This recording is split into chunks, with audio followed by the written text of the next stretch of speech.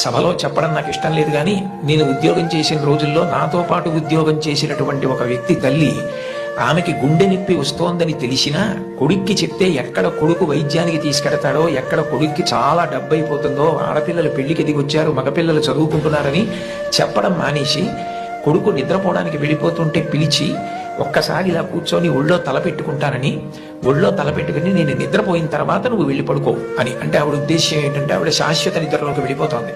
ఆ కొడుకు ఒళ్ళో తలపెట్టుకుని పడుకుంటే కొంతసేపటికి తల్లి కదలటం లేదని వాడు కదిపి చూస్తే తల్లి శరీర త్యాగం చేసేసింది.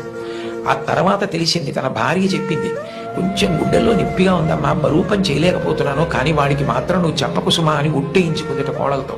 అది తల్లి అంటే. అమ్మ లాంటి వ్యక్తి జీవితంలో ఇక దొరకదు.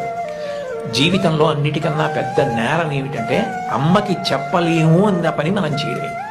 ఏ పని మనం చేస్తామో అది అమ్మకి